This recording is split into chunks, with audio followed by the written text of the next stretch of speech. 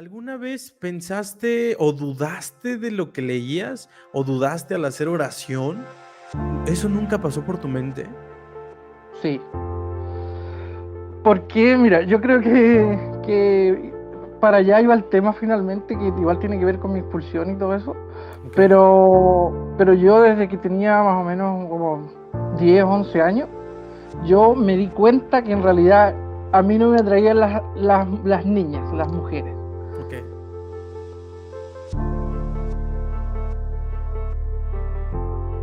Amigos de Pensamiento Libre, muy buenas tardes. En esta ocasión hace frío en algunos lugares del mundo y gracias a la tecnología podemos estar platicando así como de a viva voz, muy cerquita, pero a miles y miles de kilómetros, perdón, de distancia. ¿Hasta dónde te encuentras, mi querido Marcelo?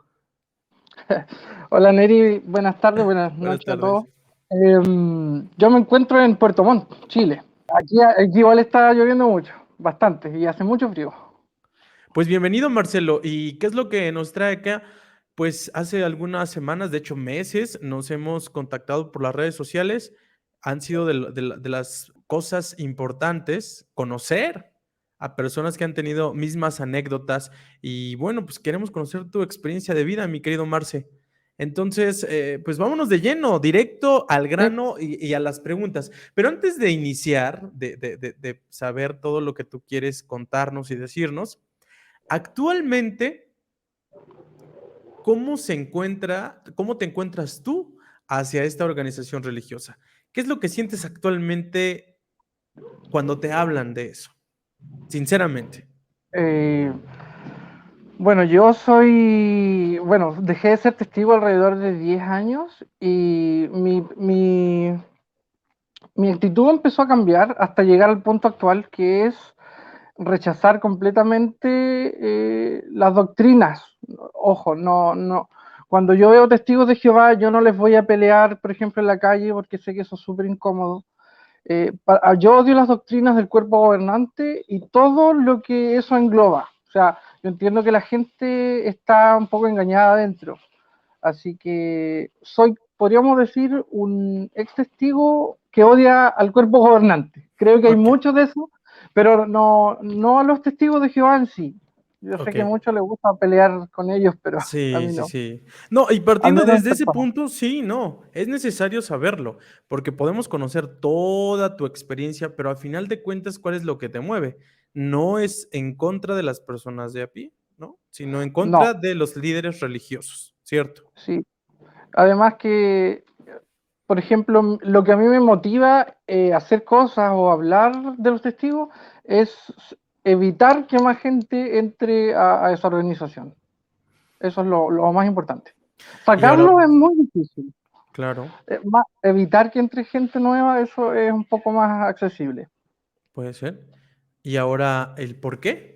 ¿Por qué llegaste a esa conclusión? Cuéntame, ¿hace cuántos años tú o cómo fue que llegaron a tu vida o llegó esta organización religiosa? Yo empecé a estudiar con una tía que le hacía estudio bíblico a mi hermana cuando era pequeñito, tenía como 7 8 años. Desde aquel entonces empecé a estudiar, me gustaba mucho participar en lo que ellos hacían, entonces cuando le hacían estudio a mi mamá o a mi hermana, yo estaba ahí metido respondiendo. Entonces me dijeron, ¿sabes qué? Te vamos a hacer estudio a ti aparte. Y ahí yo empecé a estudiar, ya a los 9 años me hice publicador, todo esto aquí en Chile, en el sur.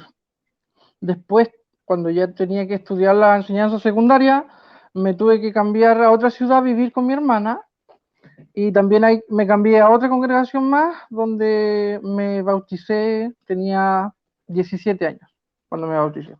17 Pero años. después de haber estudiado, qué sé yo, 10 años más o menos. O sea que no naciste dentro de una familia que estuviera dentro. O sea, te empezaste a agregar cuando ya te empezaron a dar estudio. Sí, mi hermana fue primero, después mi mamá y después yo terminamos todos bautizados. Mi papá, por suerte no entró a los testigos, no le gustaba. Qué Qué bueno. bueno, qué Sí. bueno. Oye, ¿y cuál fue tu emoción? ¿Tenías en realidad ganas de bautizarte? ¿Recuerdas con qué libro te empezaron a adoctrinar? Porque empezar a hablar de darte estudio, de adoctrinamiento, ¿con cuál fue y todo eso? Sí, empecé con el folleto Exige. Creo que todos se acuerdan, donde salían unas personas, unas caras de diferentes etnias. Con ese empecé, era muy básico. Como niño a cualquier persona se le hacía muy fácil estudiarlo. Y después estudié infinitos libros. Ya no me acuerdo cuántos. O sea, estudié el libro Conocimiento, el libro Vida Eterna, un montón. Sí. Básico para empezar, el libro especialmente para los jóvenes. Sin embargo, ¿tú sentías emoción al hacerlo? ¿Realmente te nació algo, un amor? Sí, Sí, definitivamente sí. Yo o sea, cuando empecé a estudiar sentía que de verdad, o sea, siempre entendí que era la verdad lo que me estaban enseñando. Yo siempre creí que Jehová existía, que la verdad, que todo eso era real. Hasta el punto que cuando me bauticé, la congregación en la que yo estaba como en un aura espiritual muy grande porque había muchos jóvenes que eran precursores y como que toda la congregación estaba esperando que yo me bautice para que yo también sea precursor. Entonces ya tenía firmado de antes, un mes antes ya la solicitud de precursor auxiliar antes de bautizarme. O sea, ay, y eso. hacía las horas de un precursor auxiliar antes de bautizarme. A ese Wow, o sea, nivel más que nada era el ambiente, porque mis sí, claro. amigos eran muy, muy espirituales y a ellos les gustaba mucho salir y yo igual. O sea, eran mis únicos amigos. Entiendo. No, y sí, pues cuando estás con todos, ya sabes, las metas espirituales, qué vas a hacer tú, ya leíste las revistas, todos esos temas que se hablan dentro de un ambiente espiritual, ¿no? Sin Sí, embargo, por ejemplo, me dices que estaba tu hermana, ¿tú y tu hermana estaban activos en la congregación? sí. De hecho, yo vivía con ella en aquel entonces cuando me bauticé. Y, y ella también, o sea, ella es muy, muy espiritual. Hubo un tiempo que no tuvo tan espiritual, pero cuando mi cuñado se convirtió en anciano, ella ya se volvió extremadamente espiritual. Ok. Bueno, No pues tenía de ya, otra. mi querido Marcelo, estaba ya dentro de la organización. Estabas en de alguna manera, pues acomodado en una congregación. ¿Alguna vez pensaste o dudaste de lo que leías o dudaste al hacer oración? ¿Eso nunca pasó por tu mente? Sí, porque mira, yo creo que para allá iba el tema finalmente, que igual tiene que ver con mi expulsión y todo eso, Ok, pero yo desde que tenía más o menos como 10 11 años, yo me di cuenta que en realidad a mí no me atraían las niñas, las mujeres. ok, Y me empecé a cuestionar todo, porque yo estaba dentro de los testigos y dije, a ver, no, me sentía ya un chico homosexual y yo le pedía a Jehová que me hiciera cambiar. Yo le ok, pedía siempre. Y no era ahora me van a decir falta de fe, no, imposible. Yo era extremadamente espiritual. Entonces yo siempre lo hacía con fe, le decía a Jehová, por favor, ayúdame a cambiar, cámbiame, no sé qué hacer para que esto funcione. Y llegó un punto, bueno, ya más grandecito, que yo dije, quizás le estoy llorando a la nada. Esto quizás no. Me llegó como un balde de agua, toda la reflexión y decir, quizás nada de esto es real y estoy en una mentira. Y sí, llegó el momento en el que claro, me empecé a cuestionar que Jehová quizás no me escuchaba, que quizás no era la verdad, quizás no era la religión verdadera, o miles de preguntas sí, porque sí. no tenía respuestas a las oraciones. Y sabes qué, me pongo a pensar que generalmente dicen que cuando uno tiene una fe espiritual fuerte, es menos difícil tener algún tipo de pensamiento distinto, pongámoslo así, ¿no? Entonces, entiendo tu punto de vista de que a pesar de que estabas en una posición espiritual fuerte, Sí, tú tenías una crisis de conciencia, como dice el libro, una crisis de conciencia ante tu esencia humana, ante tu claro. organización y ante, pues, Jehová, ¿no? ¿Cómo fue eso? De verdad que hay personas, o tú en tu caso lo puedes contar ya de una manera después de todo el proceso, pero en ese tiempo, ¿cómo fue? Primero fue negarme a mí mismo de qué hacer. Llegó en un punto en el que yo dije, bueno, no, no puedo, o sea, tengo que seguir siendo testigo de Jehová porque toda mi familia lo es, y voy a tener que actuar realmente que yo estoy bien, que a mí me gustan las mujeres, por ejemplo, y sí, eso me empezó a mortificar bastante, como tener que actuar mi vida, como tener que buscar una chica, casarme con ella, como lo hacen todos los testigos. Y me aterró pensar en ese futuro de estar casado con alguien que yo no iba a querer, estar en una organización que iba a actuar mi vida, y eso fue horrible. Eh, Cuando llegué a esa conclusión de que tenía solo dos opciones, una, o salirme de donde estaba, o actuar el resto de mi vida, me aterré. Y decidí finalmente salirme, como por eso estamos aquí conversando, si no estaría quizás siendo anciano o algo así. Me encanta, pero hay dos tipos de personas, mi querido Marcelo. Los que luchan, cabe destacar que ambas personas de estos dos tipos de personas luchan contra su propio ser, contra su personalidad. Unas deciden casarse con una persona a lo mejor que no tiene el mismo gusto o salirse en tu caso. Sin embargo, lo que tú me dices es que trataste, o sea, puedo pensar que hacías oración, tratabas de forzarte Sí, hasta que te diste cuenta que pues a lo mejor no contestaba tus oraciones. ¿Eso es correcto? exactamente. Todo esto no se dio en un ambiente tranquilo. Bueno, te lo mencioné, pero yo fui expulsado dos veces. Ok, sí, Eh, sí. yo la primera vez, cuando ya empecé a cuestionar todo, fue cuando ya vi cómo funcionaban los comités judiciales, cómo te hostigaban los ancianos, qué clase de preguntas te hacían en un comité, y eso vino todo en un momento muy turbulento, y allí yo me empecé a cuestionar todo, y salieron todas las preguntas y dudas. Fue en un momento bastante difícil. Sí, son tragos amargos. Puedo empatizar contigo que los momentos de cuando estás en los comités judiciales, en lo que te llaman, en lo que regresas, en lo que sales, en tu mente pasan miles de cosas. Vergüenza Mm. pública, presión social, si es verdad o es mentira. Sin embargo, ¿recuerdas las preguntas que te hicieron esos hombres que estaban puestos? Sí, sí, sí, me acuerdo perfectamente. Eh, Te voy a contextualizar un poco porque mi situación era de, bueno, yo tuve, la primera vez que yo entré a la sala B fue por lo mismo, porque yo estuve con un chico, estuve bastante cerca en un sentido más sexual, digámoslo, pero sin contacto, sin una relación finalmente. Ujú. Entonces yo le confesé a los ancianos que había estado con un chico y todo, y que había pasado ciertas cosas. Y ellos inmediatamente, yo sin decir nada, fueron inmediatamente al lado sexual. Inmediatamente, Directo, directo, directo. O sea. directo. Pues, yo creo que no puedo decir muy bien las preguntas, pero todo tenían que ver con lo sexual. Sí, claro, claro, no se imagina.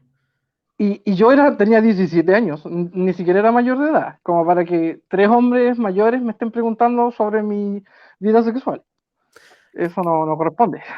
¿Qué clase de estupidez, perdón, o de personas capacitadas se autonombran para ayudar a orientar a una persona que emocionalmente está descubriéndose? ¿Por qué no pueden empezar hablando de las emociones, de cómo te sientes? No sé, a lo mejor puede ser que ha habido ancianos así, no lo sé, no me consta. Sin embargo, ¿quién los capacita? Porque realmente a lo que van es a eso, a cortar cabezas, a decir si eres pecador, fuera, o si no eres pecador, puedes estar adentro. Pero ¿te has puesto a pensar, te llenaste de coraje alguna vez? ¿O odiaste a estas personas? Sí. En realidad fue lo que más me enojó un tiempo después, porque uno en el momento lo único que tiene es miedo de que no te expulsen, pero en el pasado el tiempo sentí mucha rabia por uno que era el que me hacía las preguntas que eran totalmente sexuales y los otros lo miraban sin decirle nada y me hacía preguntas y me hacía preguntas. Y yo avergonzado, estaba mi mamá al lado porque yo era menor de edad. Ah, Imagínate la vergüenza, sí, sí, que te sí. pregunten cosas así. Con uno de los ancianos sí. Bueno, tiempo después descubrí que en realidad era bastante pervertido porque terminó yéndose con una chica que conoció por internet. Y dejó de ser El anciano, ejemplo, el claro. ejemplo. Y ahí me calzó, dije, claro, por eso era que era tan tirado al lado sexual. Tiempo después, igual lo comenté con otros testigos de Jehová, una vez que ya me readmitieron, y claro, también me dijeron, esas preguntas no corresponden. Se lo conté a otro anciano de otra congregación, también me dijo, esas preguntas no corresponden hacerlas en un comité tan explícitas a un menor de edad. Claro, después me enteré que en casi todos los comités hacen ese tipo de preguntas. O sea, yo pensé que había sido yo y que mi caso fue particular, pero he escuchado que muchas personas han pasado por lo mismo. Y me imagino, a ver, en el caso de estos ancianos, tú sabes, o sea, tenemos que hablarlo tal y como es, que llegaban a sus casas y obviamente a sus esposas, que eran de mucha confianza, pues tal vez le decían no lo digas, pero tú sabes que pues eran secretos a voces. ¿Te tocó que tal vez se supiera en la congregación o se mantuvo oculto? Se mantuvo oculto. Ok, en este caso no pasó así. O sea, a lo mejor sabían o se lo callaban, pero no pasó de ahí. No pasó de ahí. Lo que pasó después es que vinieron sucesos que sí fueron de conocimiento de toda la congregación, que tenían que ver con cosas que estaban pasando en la escuela donde yo iba, que yo también estaba involucrado, y eso derivó a mi expulsión finalmente. Entonces, como habían sucesos más interesantes pasando, lo mío quedó como secreto. Yo creo que como pasaban más cosas, no se dio la instancia de que hablaran de mí solamente. Ok. Había más gente que también estaba como ahí en el trending topic de la congregación. Sí, o sea, no eran los únicos. Obviamente, todos, o incluso jóvenes mayores, pues todos tenían formas o tenemos formas de poder, pues, aprender cosas, disfrutar, pero para muchos, siendo testigos de Jehová, pues van a ser escandalosas, ¿no? Y bueno, la segunda expulsión fue más leve. ¿Cómo te sentiste en la segunda expulsión? ¿Ya fue distinto el comité judicial? Es que mira, la primera expulsión fue por otra cosa que pasó. Mira, te lo voy a contextualizar muy corto. Lo primero ya había pasado lo que te comenté y eso quedó como en una censura secreta. Ok. Dijeron, bueno, tú lo confesaste y te vamos a censurar en secreto. Y después, como te comenté que habían pasado más cosas, entre ellas era que los testigos de Jehová que iban a mi escuela, ellos empezaron a participar mucho, incluyéndome, en actividades mundanas, Ya. como por ejemplo ir a fiestas, salir por ahí a tomarse un trago, fumar. Y en una de esas situaciones que yo participé, terminé con una hermana, ella que terminó un poco borracha en donde fuimos, y yo la llevé a mi casa a tomar un café. Cuando contamos eso en el comité judicial, los ancianos pensaron que yo me había acostado con ella. ¿Qué no entendieron? No, lo mismo me pregunto, si yo ya les había dicho que a mí no me gustaban las mujeres, entonces me hicieron como 20 minutos de preguntas para que yo les confiese que yo sí me había acostado con ella. Y no, yo no lo hice, obviamente, y no me creyeron. Me expulsaron finalmente por eso. Pensaron que yo sí me había acostado con ella y bueno, ¿Aún me sin expulsaron. pruebas? ¿Aún sin que ella Sin lo hubiera prueba. dicho? No, y sí, los dos lo negamos.